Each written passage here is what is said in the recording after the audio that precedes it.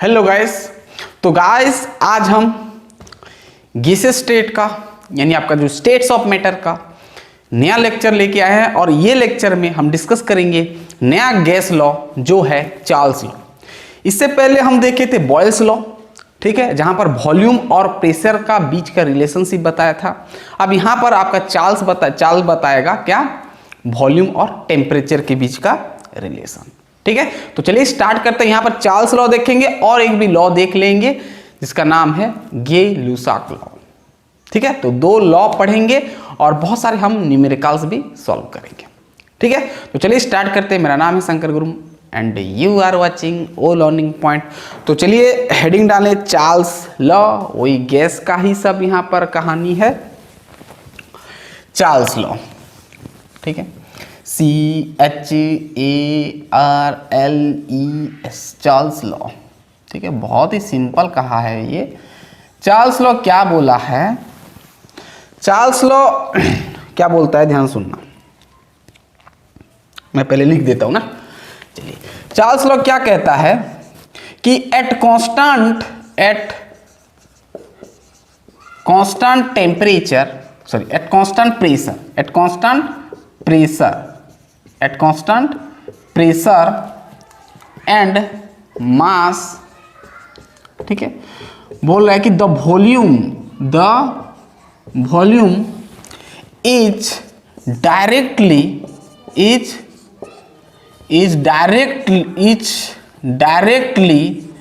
proportional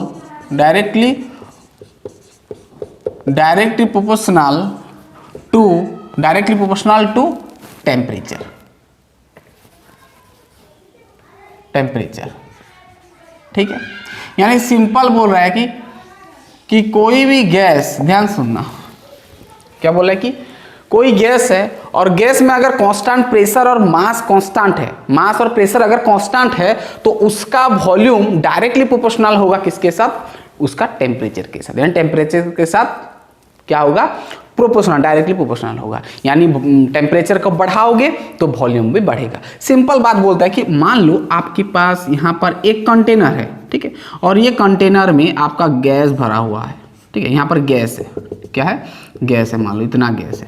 ठीक है, वैसे तो गैस पूरा यहाँ पर होगा, मान लो इतना गैस है। ठीक है, अब जैसे हम यहाँ पर टेम्परेचर को बढ़ाते हैं तो यहाँ पर इसका वॉल्यूम भी बढ़ जाएगा, क्योंकि गैस टेम्परेचर बढ़ाओगे तो ये जो गैसियस पार्टिकल्स क्या होगा, रैंडमली मूव करेंगे, तो ऑब्वियसली इसका वॉल्यूम क्या हो जाएगा, बड़ा हो जाएगा ना, मूव करेंगे तो ऑब्वियसली सिंपल बात है, बढ़ाते हो टेम्परेचर को तो गैसेस पार्टिकल्स रैंडमली मूव करेंगे, इधर उधर भागेंगे, काइनेटिक एनर्जी बढ़ जाएगा, इधर उधर दौड़ेंगे, यानी वॉल्यूम उसका क्या हो जाएगा, बड़ा हो जाएगा। ठीक है, यानी वॉल्यूम भी बढ़ेगा, टेम्परेचर का बढ़ाओगे वॉल्यूम भी बढ़ेगा। सिंपल बोल रहा है कि volume is directly proportional to its temperature. किसका भाई, गैस का। किसका, गैस का। सिंपल।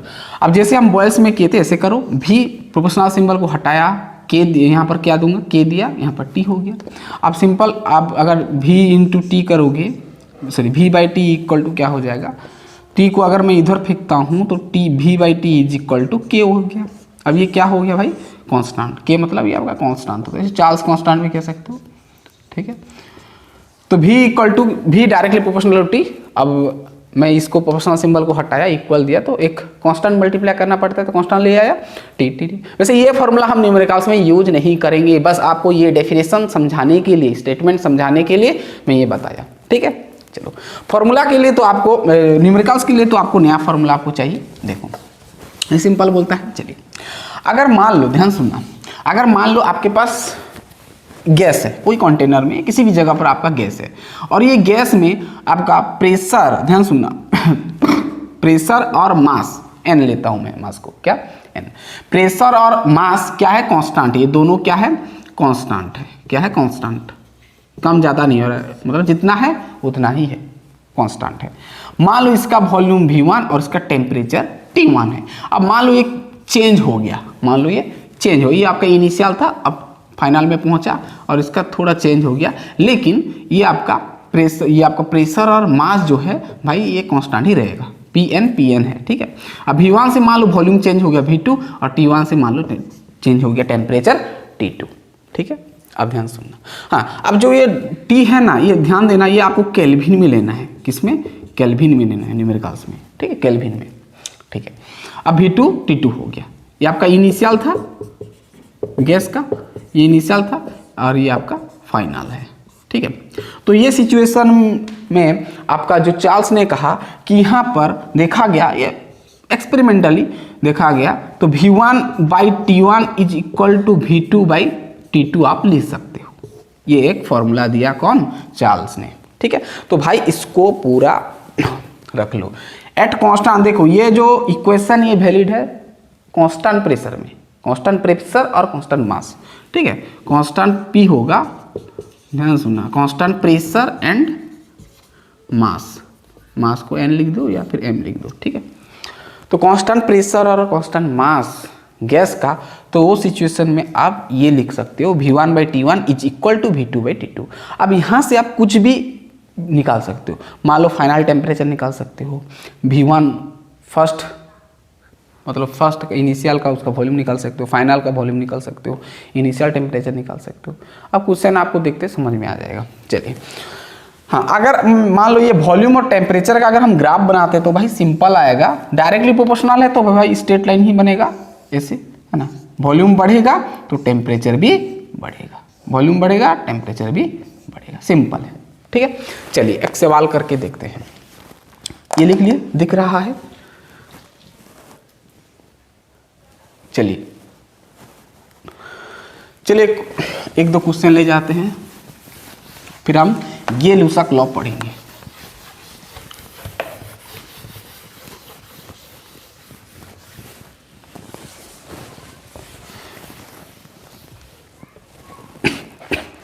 चलिए एक क्वेश्चन लिखे हैं, फर्स्ट क्वेश्चन कि 20 ml of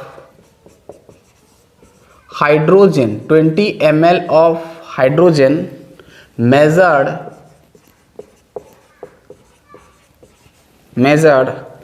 at 15 degree Celsius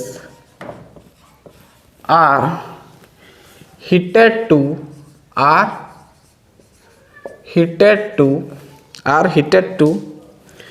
35 degree Celsius.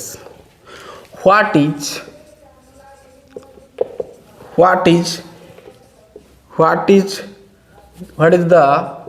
the new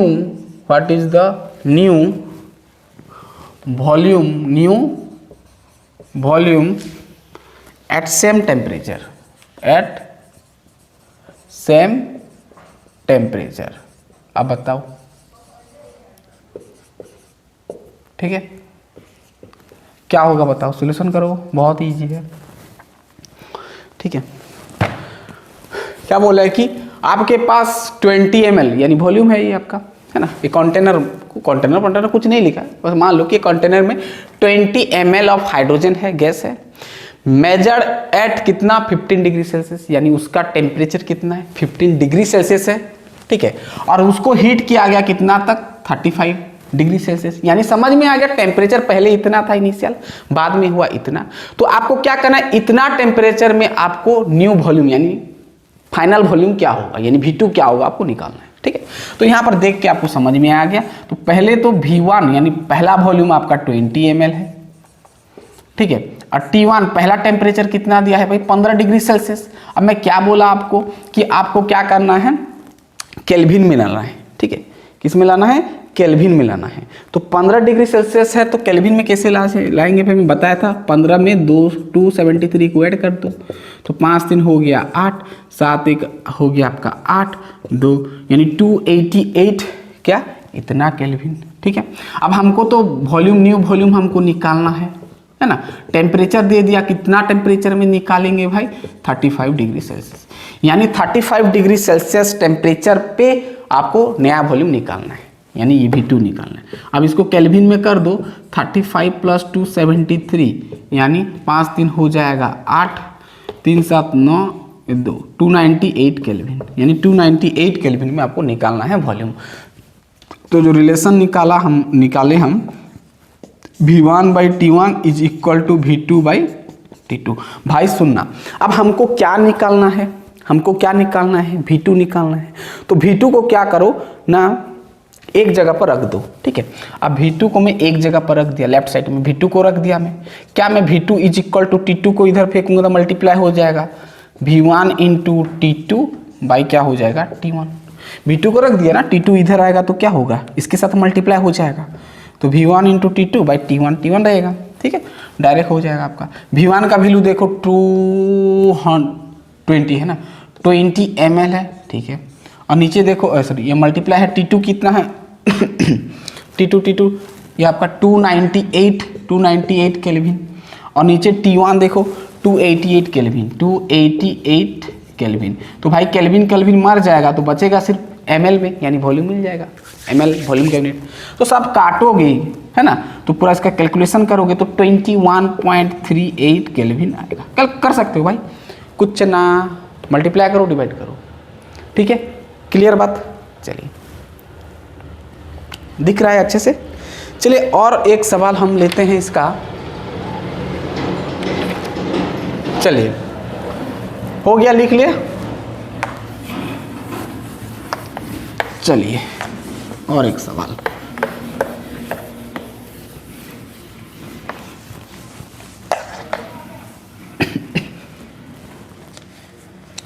देखो नया क्वेश्चन क्या बोला, at what temperature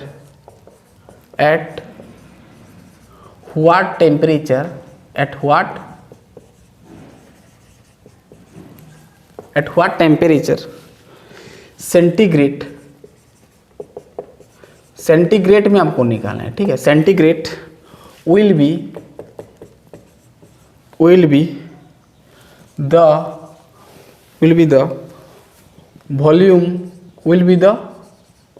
volume of gas at 0 degree Celsius double itself pressure remaining constant, pressure जो है प्रेशर रिमेनिंग, P लिख दे रहा हूं, प्रेशर रिमेनिंग क्या कांस्टेंट, प्रेशर रिमेनिंग कांस्टेंट, ठीक है, प्रेशर आपका कांस्टेंट है। क्या बोला, ध्यान से पहले समझना कि आपको टेम्परेचर निकालना है सेंटीग्रेड में, will be the volume of the gas at 0 degree Celsius, यानी आपको क्या करना है 0 डिग्री सेल्सियस, यानी इनिशियल तो 0 डिग्री सेल्सियस में आपको क्या करना है, टेम्परेचर निकालना है। क्या निकालना है, टेम्परेचर निकालना है, जो कि डबल इटसेल्फ, उसका डबल होता है, ठीक है। क्या डबल होता है, वॉल्यूम भाई, double itself pressure remaining constant, volume of the gas, यानी गैस का जो वॉल्यूम है 0 डिग्री सेल्सियस में डबल होता है इटसेल्फ। यानी मान लेते हैं सपोज लेट वॉल्यूम और लेट इनिशियल वॉल्यूम को मान लेते हैं, लेट इनिशियल वॉल्यूम को मैं मान लिया VmL मान लिया, ठीक है, ml में ले गया, ठीक है। अब इनिशियल वॉल्यूम में ले गया, यानी इनिशियल मतलब V1 is equal to VmL आ गया, तो फाइनल वॉल्यूम इसका डबल होगा बोल रहा है, यानी V2 इक्वल टू 2V2ml हो जाएगा, है ना, 2V2ml हो जाएगा, सॉरी इसका डबल ना, मतलब 2VmL हो जाएगा, ठीक है। अब टेम्परेचर कितना दिया है भाई, 0 डिग्री सेल्सियस इनिशियल, तो केल्विन में करेंगे 273 केल्विन, तो यहाँ पर 273 ही मिलेगा केल्विन। हाँ, हमको T2 हमको निकालना है, टेम्परेचर निकालना है ना, टेम्परेचर निकालना है जब इनिशियल हम मान लिए VmL, हमको नहीं दिया है इनिशियल, ठीक है, मान लिया भी, इसका डबल होगा बोल रहा है, मतलब 0 डिग्री सेल्सियस में इसका डबल वॉल्यूम ये होगा, तो आपको ये डबल वॉल्यूम में टेम्परेचर कितना दरकार है, कितना जरूरी है, कितना जरूरत है, वो आपको निकालना है इसका T2 का, ठीक है। तो भाई बहुत ही सिंपल है, बिठाओ ऐसे, V1/T1 is equal to V2/T2, ठीक है। तो हमको T2 निकालना है ना, तो T2 निकालना है ना, तो ऐसे करो, इसको इधर फेंक दो, इसको इधर फेंक दो, है ना, direct T2 is equal to, ये ऊपर आ जाएगा, तो ये इधर आएगा तो पलट जाएगा, ये ऊपर आ जाएगा, यानी आपका V2 इंटू T1 और V1 नीचे आ जाएगा, ठीक है। अब V2 देखो भाई, V2 2 VmL इंटू T1 देखो 273 केल्विन। नीचे देखो ये क्या है, क्या लिख दिया हमें, V1 देखो भाई VmL। ठीक है, अब हमको टेम्परेचर चाहिए तो भाई ml कट गया, V कट गया, 2 बच गया, मल्टीप्लाई कर दो, है ना, मल्टीप्लाई कर दो। 2 × 3 6 हो गया, 2 × 7 14 4, ये 546 आया। कितना आया, 546 केल्विन आया। लेकिन हमको भाई क्या बोला है, टेम्परेचर सेंटीग्रेड आपको चाहिए। तो आपको क्या करना है, सेंटीग्रेड करना, तो कुछ दिक्कत नहीं है। 546 केल्विन से आप 546 इसमें से आप 273 को माइनस कर दो, है ना। 273 को माइनस करते हो तो आएगा आपका 273 डिग्री सेल्सियस। वही तो आएगा ना, डबल होता है उसका। ठीक है, तो इतना टेम्परेचर आपको लगेगा। ठीक है, इजी है ना बहुत। चलिए नेक्स्ट क्वेश्चन और एक देख लेते हैं।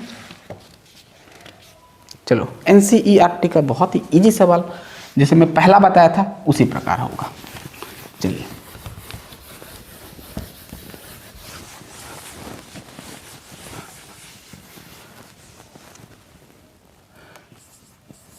Next question.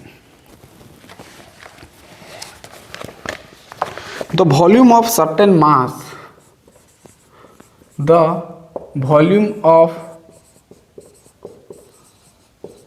certain mass, the volume of certain mass of a gas at 70 degrees Celsius is 400 ml। तो आपको निकालना है what temperature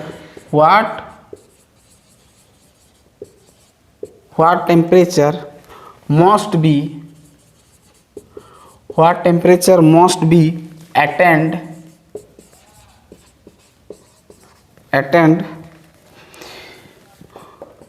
in order to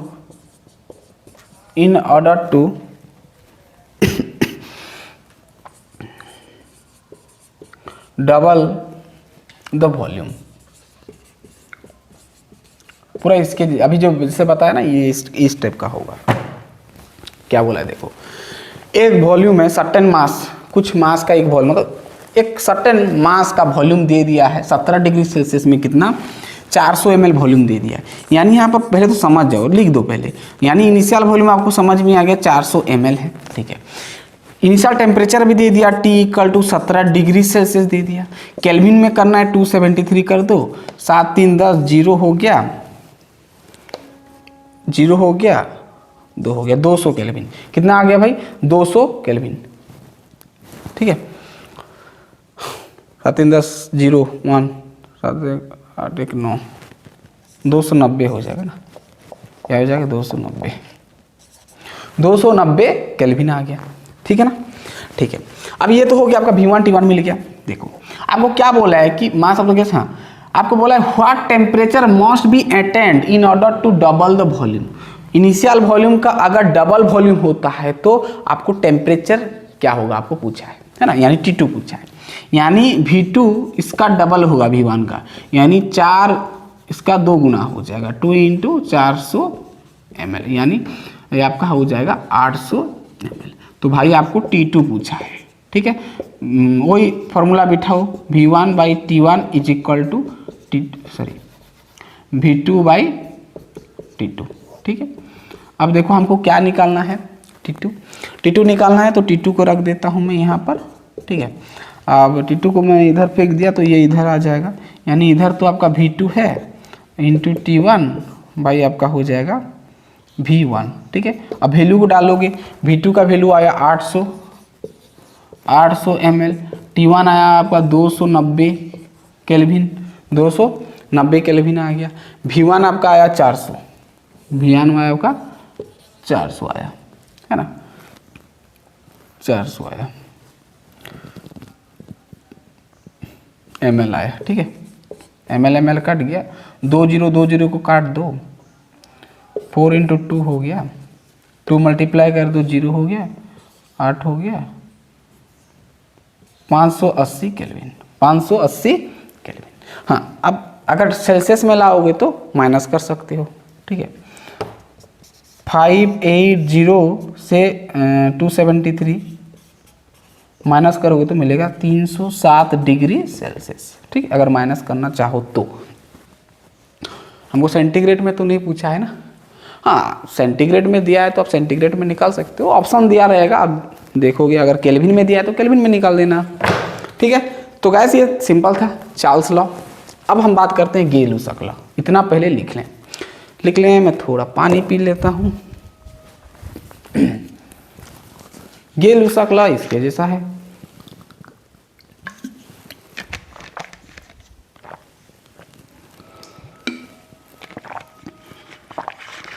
यहाँ पर हम वॉल्यूम और टेम्परेचर का रिलेशन देखिए। गे-लुसाक बताएगा प्रेशर और टेम्परेचर का रिलेशन, है ना, प्रेशर और टेम्परेचर का रिलेशन। चलिए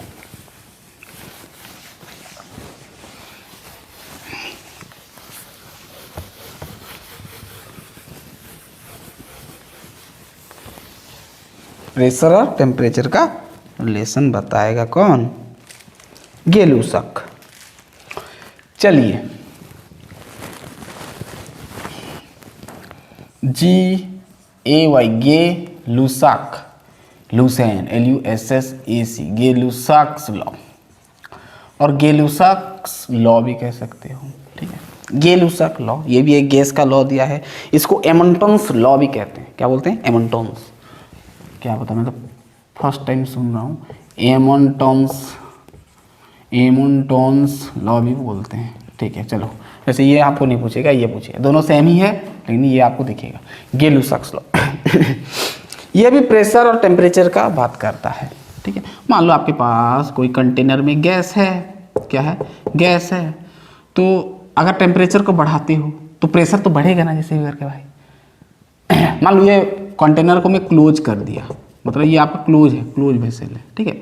अब मैं टेम्परेचर देता हूँ, टेम्परेचर को मैं बढ़ाता हूँ, तो क्या होगा भाई? गैस दौड़ेगा ऊपर तरफ, यानी प्रेशर तो डालेगा ना भाई, प्रेशर बढ़ेगा। जितना टेम्परेचर बढ़ाओगे काइनेटिक एनर्जी मॉलिक्यूल का बढ़ जाएगा, यानी धक्का देगा ऊपर की तरफ, यानी प्रेशर बढ़ेगा, है ना। सिंपल है। तो यहाँ पर सिंपल, मैं यहाँ पर कुछ नहीं लिख रहा हूँ, डायरेक्ट मैं आपको मैथमेटिकल इक्वेशन बता देता हूँ कि प्रेशर बढ़ने से टेम्परेचर बढ़ता है, या तो फिर टेम्परेचर बढ़ने से प्रेशर बढ़ता है। किसका? गैस का। किसका? गैस। हम गैस स्टडी कर रहे हैं ना, तो गैस का ही सब कहानी है। ये सिंपल बोलता है, ठीक। उसी प्रकार यहाँ हम लिख सकते हैं P = KT।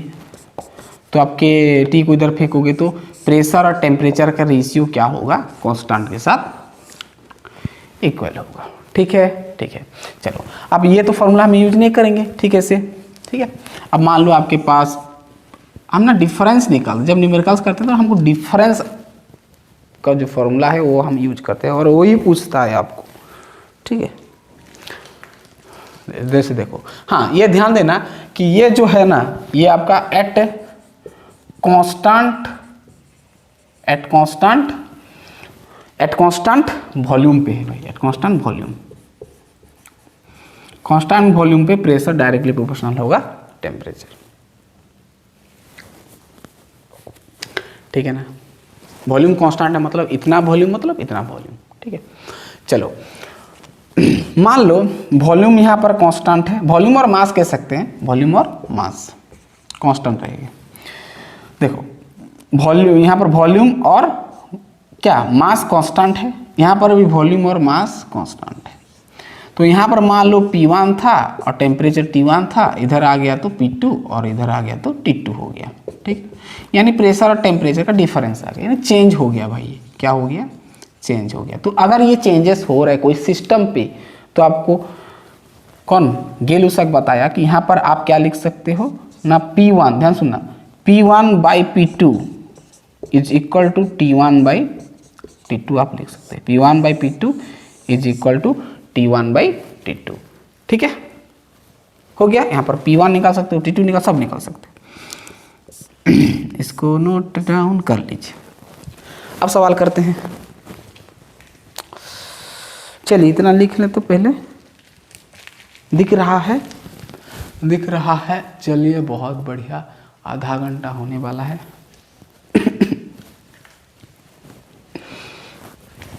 हो गया। चलिए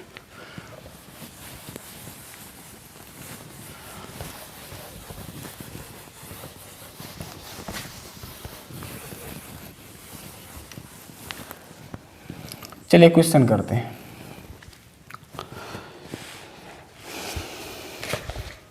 देखो, ए स्टील टैंक, ए स्टील टैंक, एक स्टील का टैंक है,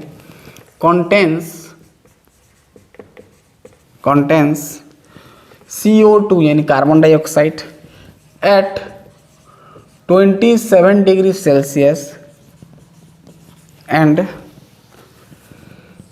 ए प्रेशर ऑफ 10 atm प्रेशर लगा है। Calculate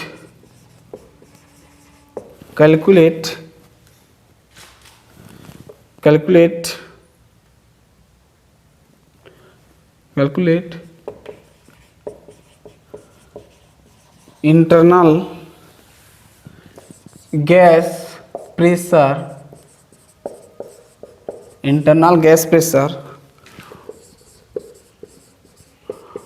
when the tank